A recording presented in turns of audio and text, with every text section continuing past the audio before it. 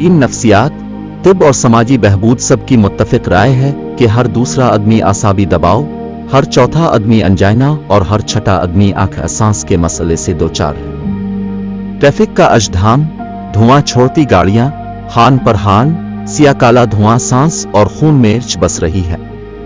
Traffic कवानीन और उसके निगहबान एक कॉमेडी सर्कस की मानिंद है। 150 रुपया में कानून खरीद सकते हैं। कराची पुलिस और ट्रैफिक पुलिस का ताल्लुक कराची से नहीं है। वो बड़ी रकम खर्च करके कराची तबादला कराते हैं, फिर इस रकम को दुगना और 3 गना करने में लग जाते हैं। कराची में तारीखी इमारतें हैं जिनकी अपनी एक अहमियत है। ये इमारतें पुराने तर्ज़ तामीर का खूबसूरत नमूना है। मसलन मेहता पैलेस, मज़ार कायद, चौकंडी के मकबरे, फरियर हाल, इम्प्रेस मार्केट, खालिद देना हाल, सेनेट पैट्रिक चर्च, मेरी वेदर टावर, डिनसो हाल वगैरह।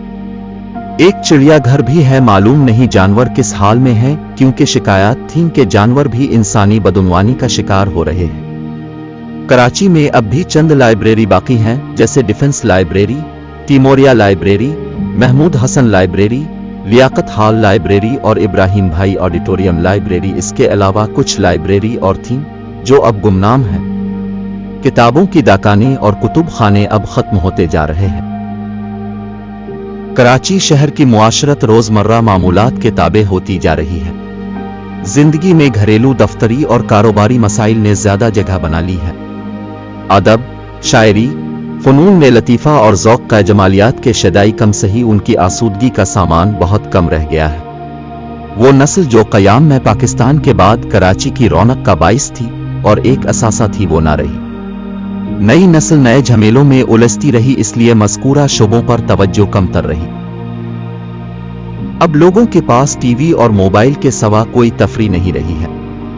फिल्मी सनत को बाकायदा सबूताश किया गया, सिनेमाओं को मार्केटों में तब्दील किया गया, खेल के मैदान और पार्क्स माफिया हजम कर गई, लिहाजा बाकी क्या बचा है।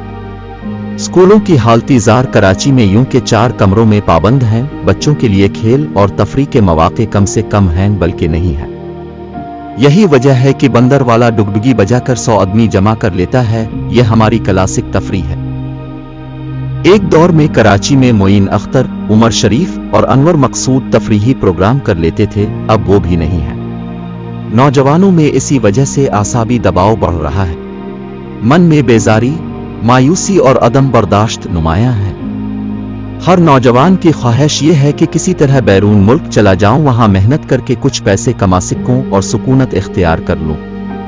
माजरत के साथ ये तमाम निशानियां मुआशरे की तनज़्ज़ुली और मायूसी की तरफ इशारा करती हैं। अगर कोई इस ज़िम्म में शकवा और शिकायत करने की जुर्रत कर लेता है तो मुताल्लिका इदारों का रवैया ऐसा होता है कि कोई उधर का रुख नहीं कर सकता। गौरतलब बात यह है कि क़याम में पाकिस्तान के बाद जितने सिंध के वज़रा आला ने अपना मनसब संभाला, कुछ मुंतखब थे, कुछ अबूरी दौर के थे, लेकिन सब फर्जंदानी सिंध की धरती के सपूत थे। मसलन खान बहादुर खोड़ू, पीर इलाही बख्श, यूसुफ हारून, पीरजादा अब्दुल सत्तार, मुमताज़ अली भुट्टो, गुलाम मुस्तफ़ा जतोई, जाम सादिक अली, लियाकत जतोई, कायम अली शाह और सऊद मुराद अली शाह और दीगर। इनमें एक भी वजीर आला उर्दू बोलने वाला नहीं था। दरहकीकत सिंध हुकूमत के मुताबिक एक गैर तहरीरी मुआहदा ये चला आ रहा है कि वजीर आला सिंधी बोलने वाला और गवर्नर उर्दू पंजाबी बोलने वाला हो सकता है। ताहम इस पर अमल हो रहा है, मगर ये बात कुछ अजीब नहीं लगती कि 3 नस्लों के बाद भी हम लोगों में बाहमी एतमाद की फिजा उस्तवार नहीं हो सकी। इससे कौन इनकार कर सकता है कि जो पाकिस्तान के क़याम के बाद कराची में मुस्तकिल तौर पर सुकूनत इख्तियार की, जिन लोगों ने अपनी 2-3 बुजुर्ग नस्लों को सरजमी सिंध में दफन किया, अब वो यहाँ से कहाँ और क्यों जाएंगे। उनका जीना मरना सब कुछ सिंध से वाबस्ता है। ताहम उम्मीद है जो भी शिकवे हैं वो वक्त के साथ साथ दूर हो जाएंगे। सिंध के सियासी रहनुमाओं को ये जरूर सोचना चाहिए कि 1947 और 2024 का सिंध कैसा है, कितनी तरक्की की मंजिलें तय की हैं। सिंध को यहाँ नए आने वालों ने तरक्की से हमकिनार किया है, ये एक नाकाबिल तरदीद हकीकत है। इस तरक्की में दोनों जानिब की लिसानी इकाइयों का मसावी हिस्सा है। अब दुनिया जागीरदारी, सरमायादारी और कबायली समाज के अदवार से पूरी तरह बाहर आ चुकी है। आज की दुनिया में सबसे ज्यादा अहमियत और फौकियत जदीद टेक्नोलॉजी की है। गौर कीजिए, आज इंसान सूरज को छू रहा है, इसका बनाया हुआ स्पेस रॉकेट सूरज में दाखिल हो रहा है, इसकी तस्वीरें जमीन पर भेज रहा है। इससे अंदाजा लगाया जा सकता है कि दुनिया कितनी तेजी से तब्दील हो रही है। तालीम, तहकीक, जुस्तजू और नई नई टेक्नोलॉजी की इजादात दुनिया का असल सरमाया है। पाकिस्तान और सिंध की तरक्की के लिए सबको मुश्तरका जिदोजहद करना होगी।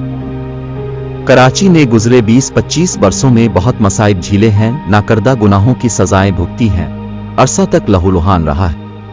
लगता है ताले अज़मा फिर कराची को अपनी सियासत का अखाड़ा बनाना चाहते हैं। कराची के अवाम उन ताले अज़माओं को पहचान चुके हैं, अब इनके जाल में नहीं आएंगे। दूध का जला छाछ भी फूंक फूंक कर पीता है। इस हकीकत को गिरा में बांध लें कि कराची पाकिस्तान की मईशत का इंजन है। इलाकाई सियासत में जो हैरत अंगेज तब्दीलियां रावनुमा हो रही हैं, इसको समझने की जरूरत है। अगर घर में घर वाले मुत्तहिद हैं तो कोई भी कुछ नहीं बिगाड़ सकता। कराची ने मुख्तलिफ अदवार में अपना कौमी किरदार बहुस्न खूबी निभाया है। इस शहर के बासियों को कभी समंदर से डराया गया, कभी मजहबी मुनाफरत से तो कभी लिसानी आग में धकेला गया, मगर कराची के गयूर अवाम हर तूफान से निमटने में कामयाब रहे और हर बहरान से सुरखरू होकर निकले। अच्छा होगा कि एनर्जी को मुस्बत तौर पर इस्तेमाल किया जाए। मुल्क से, सिंध से, कराची से बदउनवान शरपसंद नाअहल अनासिर से जान छुड़ाएं और तरक्की की राह का सफर अपनाएं। यही वक्त का तकाजा है। कराची की बदउनवान माफिया पब्लिक के फायदा के काम में हमेशा दखल अंदाजी करती आई है। ना जाने कराची के मसाइल कब हल होंगे। ट्रांसपोर्ट जैसी बुनियादी जरूरत की तकमील भी पूरी नहीं हो सकी। शहरी अब भी चुनकी मनकी में धक्के खाते सफर करने पर मजबूर हैं। मुफादात के आगे किसकी चली है। कराची अपने दम पर कदम बा कदम चल रहा है।